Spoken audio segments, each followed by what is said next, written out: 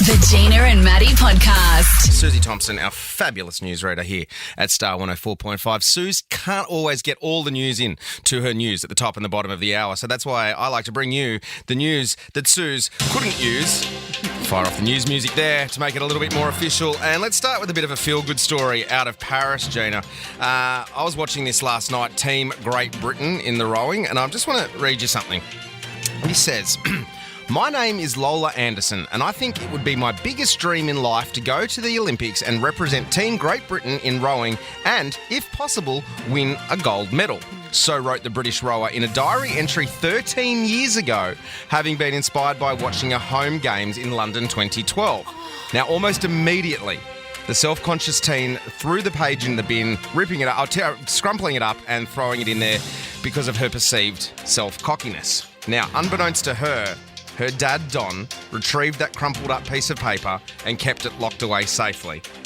It wasn't until his daughter won the World Under-23 title in the quadruple sculls with her crew in 2019 that Don retrieved the note and gave it back to his daughter. Oh, I got goosebumps. Oh, now, that would be the last of his daughter's races that he would ever be able to watch. Don died of cancer that he'd been battling for a number of years a few months later. And then, last night, that shared dream came true in Paris as she won Olympic gold as part of the women's quadruple sculls, beating the Netherlands in the last pull of the oars to become an Olympic champion. I love that so much. That so much too. She said she'd forgotten about the diary entry and told the BBC just before collecting the medal with her teammates. But she said a couple of years ago, my dad reminded me, he gave it to me, and I knew he'd be so, so proud. I'm thinking of him a lot right now, and this medal is as much his as it is mine. How good are dads? God, I love dads. All right, let's change gears here quickly. Okay, yeah. Well, this is a completely different story. A woman in New Zealand called the police after she discovered what she thought was a corpse on a local beach. Oh. But on closer inspection, she found it was merely a very realistic adult fun time doll. Oh, no. Alice Cowdery was with her dog on a beach south of New Plymouth on the west coast of New Zealand on Tuesday. Now, she told New Zealand Radio that her dog Sadie spotted something on the beach and began sniffing around it. I sort of froze. I felt sick. I could see it was definitely the shape of a torso, face down, bum up, and I could tell it was a woman's figure. I could see it had fingernails and the toes were really realistic. It looked like a human.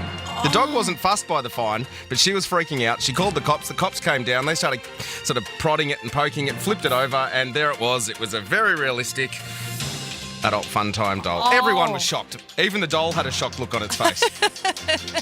How embarrassing. The dog knew. The dog was onto it. The dog's like, oh, yeah, absolutely. No, nothing there for me. All right, then, finishing it off. Oh, gosh, I've got sad news here for dessert fans. Oh.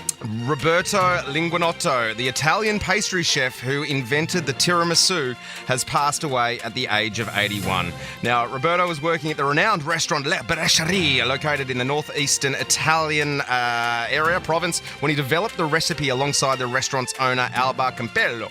Together, they created the perfect blend of mascarpone, espresso, cocoa dust, and ladyfingers. Now, according to his account of the story, the dish was born when he accidentally spilt mascarpone in to the bowl of eggs and sugar. And there you go. With an accident like that, you get tiramisu. And from all of us here on the Central Coast and Star 104.5, Roberto, we're going to tiramisu. Tiramisu. No, nobody? Okay, Norris. Gina and Matty. Opera Australia. Now, Opera Australia, fantastic. I think they're putting on Sunset Boulevard at the Opera House down in Sydney in a couple of weeks. And it's no secret that I don't mind a bit of theatre action. You do like a bit of theatre action. Like, pretty eclectic guy. Love my sports, but also don't mind treading the boards. Love my theatre, love a play, and especially musical theatre. You're an unusual mix. Oh, tell me about it. It's what I've been told my entire life. But I did get an email from Opera Australia the other day because I'm on their mailing list. Okay. Yeah, I am. All right. It's okay. Don't I can be on Opera Australia's mailing list. All right. You're also on Cricket Australia's mailing list, if that helps. I am indeed. Yeah, thank you very much. Thanks for that. Just trying to justify high school again. Okay, I want to do the Rocker Sedford and play in the footy team, all right? I don't have to choose. Well, kids who are only good at one of those things probably were jealous that you could do both, Maddie. Well, Maybe that's I don't think what I could happened. do both. That was the problem. I just liked both. Was no good at any of them. But, well, who knows? The email I got from Opera Australia says, Guys and Dolls is coming to the iconic Sydney Harbour stage. One of Broadway's greatest musicals explodes in a brand new production on our spectacular Harbourside stage. Escape to Manhattan in the 1950s, a colourful, larger-than-life world of showgirls and gangsters. Now, Which one are you going to be? Showgirl or a gangster? Sorry. I've got the pins to be a showgirl. You know that. I know that. Now, Guys and Dolls was a stage show. It was also a movie. Frank Sinatra was one of the lead roles. Marlon Brando was the lead role in the other, and it was incredible. This is the lead song from the... Yes, sir, when you see a guy reach for stars in the sky, you can bet that he's doing it for some time. Okay, and in 1998, I played a minor principal role in the Cromer High School production of Guys and Dolls. I was Rusty Charlie, and... What the big deal? I'm surprised we haven't heard about this before. It had a 8-day run. It was 9 shows. There was a couple of matinees in there. Virtually professional. Pretty much. Yeah. The local newspaper did an article on it, which is pretty good. That newspaper no longer exists. Big But hey, time. look, that's beside the point. So what I thought I would do right now is reach out to Opera Australia on their Instagram. I think you're live on air. Just live on air, slide into their DMs, all right? Yeah, okay. If you don't mind, just placate me for a sec. Yeah, do it. And I'm just getting them up in the messages, send message, Opera Australia, and okay. G'day, Opera Australia. It's the Matty part of the Gina and Matty breakfast show here. How you going? How good's Jess Fox? ? Anyway, that's beside the point. I got your email about Guys and Dolls, and I was just wanting to let you know, in 1998, I played Rusty Charlie in my high school performance. If you happen to be casting for anyone in that role, I'm available, even if it's just one of Nathan Detroit's gangsters in the ensemble. Hey, I'll do anything. Almost anything. Not like that. Get your minds out of the gutter. But just let me know. Cheers, Matty. All right, sent that off. So I just need to preface that potentially in March of next year, I could be starring in Guys and Dolls. I reckon they'd be mad not to, wouldn't they? Why wouldn't they? Can you give us a little like if you're going to audition right now, can you show us what you would do? Like if they said, okay, Matt Baisley next, and you go, and they just want you to on the spot sing the song for them. Luck be a lady tonight. Luck be a lady tonight. Luck if you've ever been a lady to begin with. Luck be a lady tonight. I think you get extra because what people can't see on the radio in their cars, the dance. I mean, I think they're going to go, Maddie, dance, 10 out of 10. Actually, that singing was good. What if we do that was thing where good. someone sings backstage Milli Vanilli style for me and I just lip sync while someone else is singing and I do the actual performance? And then all the dancing you do, you're not going to get too puffed. I do get very puffed. Yeah. Okay, well, I'm just... Well, I Wait, suppose waiting? we've got to do the rest of the show, but I will just be sitting by waiting for a response now. Gina and Matty. I saw an article pop up online via The Sun Online, which is a great publication for rubbish stories. And I clicked on it because of the headline, and it said, a mum woke up speaking like a member of ABBA.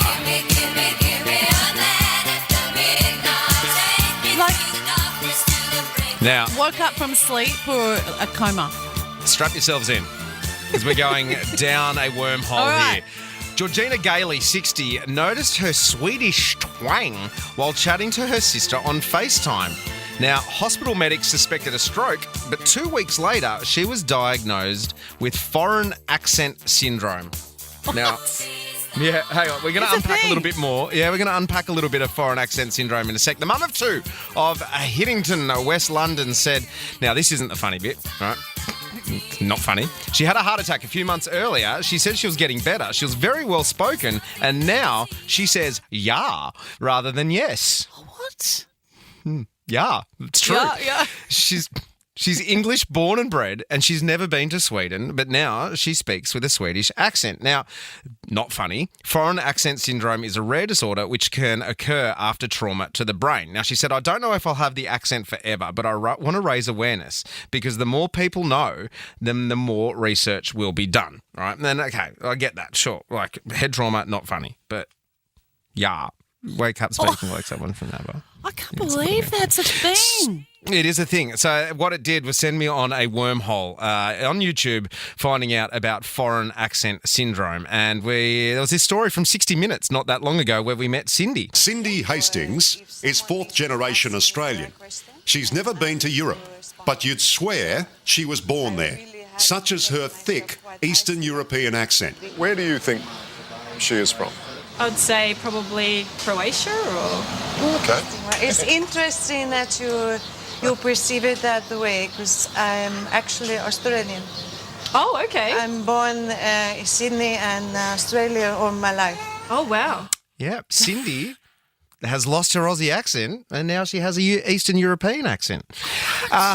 Fascinating. That is she having a extraordinary. Go? Like, This is... Did she just want to get on 60 Minutes? Nope, because then we met Sarah from the UK who had probably the most drastic change. Sarah has spent most of her life in Plymouth and had the accent to match until recently. 3.5 years ago, she was rushed into hospital with a migraine, which left her with a voice she didn't recognise. Right, she's Plymouth. She's never been out of Plymouth. She's been there her entire life. She had a migraine. She woke up. She's lost a geezer accent and... I have not actually heard my voice in the conversation for nearly 3 years now. I have not actually heard my voice in the conversation for nearly 3 years now. Yeah, she's got a bit of an accent now. It's definitely not English. They sat her down and they played some recordings when she was like calling an insurance company. You know, they record the calls sometimes. And she had to listen back to what her voice used to sound like. Yeah, I'm not actually ringing about my policy though. I'm ringing for a quote. Do you still want my policy number? I know it's me, but I feel like I want to say, oh, she make a good speak. She speak a good. But like that, not me no more. Oh, like she's struggling for English words as well. Yeah, so she's got like a broken Chinese English accent. And again, it is because of this foreign accent syndrome. Sarah has been diagnosed with foreign accent syndrome. The condition has only 150 known cases worldwide. Although it's called foreign accent syndrome, it's literally a speech impediment.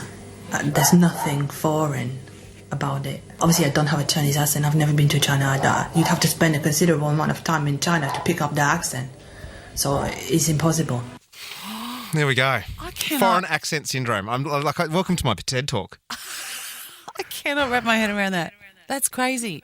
Yep. Let's go to the break. I have not actually heard my voice in the conversation for nearly 3 years now. The Gina and Matty Podcast. For more great comedy shows like this, head to novapodcast.com.au.